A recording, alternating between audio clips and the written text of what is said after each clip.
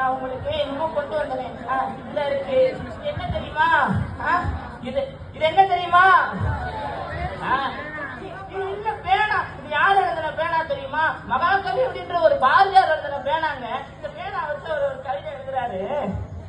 தேடிச்சோறு நிகழ்ந்தென்று பல சின்னஞ்சிற கதைகள் பேசி மனம் வாடி துன்பம் மிகு உழன்று பல வாத பல செயல்கள் செய்த நிறை கூடி கிடப்பறவன் நீக்கி கொண்டு ஊற்றுக்கிற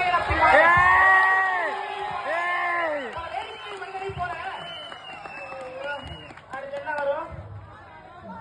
நான் வீரே நம்ம நினைத்தாயோ அப்படின்னு இந்த பேனா அக்கா அக்கா நீங்க இந்த பேனா வாங்கிக்கிறீங்களா? அண்ணே அண்ணே நீங்க இந்த பேனா வாங்கிக்கிறீங்களா? நீங்க இந்த பேனா வாங்கிக்கிறீங்களா? ஐயா அவர் வந்து திரும்ப கேட்பாரு. சரி என்னங்க நீங்க வச்சுக்கோங்க. என்னங்க நாங்க வச்சுக்கோங்க. அடுத்து அடுத்து அடுத்து இந்த இது என்ன தெரியுமா? இது என்ன தெரியுமா? இது குச்சி இல்ல. இந்த பேனா இது யார் எழுதின பேனா தெரியுமா? தாராபாரதி அப்படின்ற ஒரு கவிஞர் எழுதின பேனாங்க. அவரு இளைஞர்களுக்காக ஒரு கவிதை இந்த பேனா வச்சு எழுதுறாரு. பெருங்கை என்பது மூலத்தனம், பெருங்கை என்பது மூலத்தனம், விரல்கள் பத்தம் மூலதனம், கருங்கல் பாறையும் நொறுக்கி விடும் உன் கையில் பூமியும் சுழன்றவர் மூலையில் கிடக்கும் வாழ்வரே, மூலையில் கிடக்கும் வாழ்வரே, முறையில் வேலையை சூழ்கின்றாய், பாலை விழுந்தான் வாழ்க்கையில் வெறும் பள்ளம் எதற்கும் வாழ்கின்றாய் அப்படின்னு ஒரு கவிதை எழுதுறாருங்க. இந்த பேனா இந்த பேனாவே நீங்களே வச்சுக்கோங்க. இந்தாங்க இந்த பேனா. அடுத்து அடுத்து அடுத்து வந்து பழைய புத்தகம் ஒண்ணு. ஆனா திருக்குறள் அப்படின்னு ஒரு புத்தகத்தை திருவள்ளுவர் ஒருத்தர் எழுதியிருக்கிறாரு.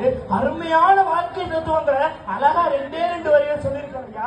அதை நம்ம டெய்லி ஒரு குறள் படிச்சு பார்த்துவோம். டெய்லி ஒரு குறள் படிச்சு பார்த்துவோம். நம்ம அடுத்து வந்து அடுத்து இந்த வாட்சில ஓடுறியா? நீ இன்னும் ஓடுறியா? நீ ஓடுறேன்னு சொல்லி நான் ரொம்ப பயந்துட்டேன் தெரியுமா? இந்த வாட்ச் யாரு கொடுத்த வாட்ச் தெரியுமா? இந்த வாட்ச் யாரு கொடுத்த வாட்ச் தெரியுமா? அப்துல் கலாம் ஐயா வந்து எங்க வீட்டுல சாப்பிட்டா போயிருக்காரு. அப்ப அவரு இந்த வாட்சை நீங்க அவன் ஆவார்த்தமா வச்சு போயிருக்காரு. இந்த வாட்ச் நான் தர மாட்டேன் போங்க. அவர் வந்து திரும்ப கேட்பாரு. அப்புறம் நான் எதை கொடுப்பேன்?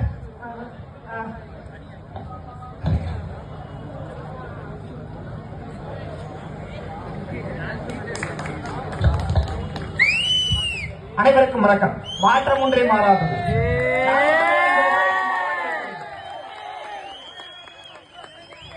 இவ்வளவு நேரமாக புத்தி பேதலித்த ஒரு மனிதன் பேசினான்.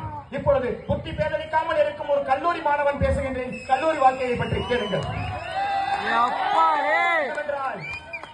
3 ஆண்டுகள் அந்த உன்னதமான பயணம், உறவுகளோடு பயணித்த அந்த ஒரு உன்னதமான பயணம் இப்பொழுது கடைசியில் முடியும் தருவாயில் இருக்கின்றனவே. அனைவரையும் வருகை புரிந்துவிட்டு என்னுடைய உரையை துவங்குகின்றேன். என்னவென்றால் 3ஆம் ஆண்டு முடிய போகின்றதே என்ற ஒரு சோகத்தில் இருக்கும் 3ஆம் ஆண்டு உறவுகளையும், 2ஆம் ஆண்டில் முடித்து விட்டோம் என்று கர்வத்தில் அமர்ந்திருக்கும் 2ஆம் ஆண்டு உறவுகளையும், 1ஆம் ஆண்டில் என்னை போன்ற மாணவர்களை உயர்த்தும் என்னுடைய நண்பர் பெருமக்கள் அனைவருக்கும் இந்த நிறைவு விழாவிற்கு வருக என வரவேற்று என்னுடைய இந்த கல்லூரி சார்ந்த உரையை துவங்குகின்றேன். 3 ஆண்டுகள் அந்த கல்லூரி படிப்பு. முதல் நாளில் கல்லூரி சேர்ந்த அந்த முதல் நாளில் அமர்ந்த அந்த வகுப்பறையின் வாசம் இன்னும் மறையவில்லை. முதல் நாளில் கிடைத்த அந்த நண்பனின் வாசம் இன்னும் மறையவில்லை. முதல் முறையாக ஒரு தோழியிடம் நான் பேசினேன். அவளின் வாசம் இன்னும் மறையவில்லை. அந்த தோழியின் வாசமோ என் மனதில் கவிதையாக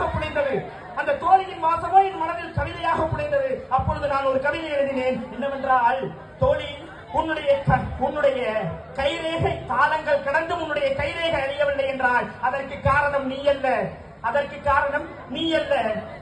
உன்னுடைய கைகளுக்கு பாதுகாப்பாய் கைக்குட்டையாய் நான் இருக்கின்றேன் என்பதனாலே. அப்புறமா நம்ம பிறந்து சிறந்த நாடு ஊர்களுக்கிடையே சிறந்தே இருக்கும் என் மதுரையிலே இருப்பதனாலே என்னப்பா வணக்கம் அப்பா, எல்லாரும் எப்படி இருக்கீங்க? நல்லா இருக்கீங்களா? மதுரை மக்கள் எல்லாரும் நல்லா இருக்கீங்களா? எப்படி இருக்கீங்க? என்று பாசத்துடன் வளைக்கும் மதுரை மக்களின் பாசத்தோடு ஒரு 3 ஆண்டுகள் அந்த பயணம் எப்படி இருந்தது என்பதை ஒரு கவிதை வடிவில் சொல்லிவிட்டு நிறைவு பெறுகின்றேன். காலங்கள் கடந்த பின்னும் நினைவலைகள் ஓயவில்லை என் கல்லூரி வாழ்க்கையை பற்றி. கல்வியிலும் மட்டுமல்ல கலையிலும் உயர்த்தியது என்னை என் கல்லூரி. முதல் அழகிய மோதல் இடமும் என் கல்லூரிதான். முதல் மோதல் அழகிய இடமும் என் கல்லூரிதான். அழகிய கொஞ்சலுடன் சிறிய காதல் நிறைவேறிய இடமும் என் கல்லூரிதான். அழகிய மோதலுடன் சிறிய காதல் நிறைவேறிய இடமும் என் கல்லூரிதான். அடுத்ததாக அன்பாக பேச சகோதரனாய் ஒரு தோழன், அறிவாக சொன்ன சகோதரியாய் ஒரு தோழி, அப்பா அம்மாவாக இணைந்து இருந்து வாழ்க்கை பாடத்தை வழிகாட்டிக் கொண்டிருக்கும் பேராசிரியர்கள், என் ஆசான்கள், இப்படி குடும்ப உறவுகள்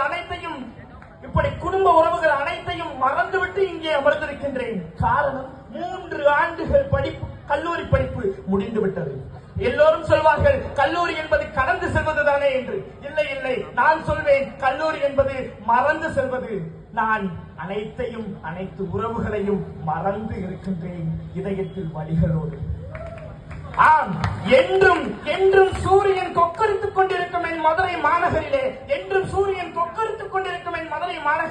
இளங்கலை மணிகளில் நிறைவு விழாவை கூட்டியிருக்கும் இந்த ஒரு நாளிலே மேகமும் கூடி அழுததே, அது அல்லவா மிகப்பெரிய பெருமை.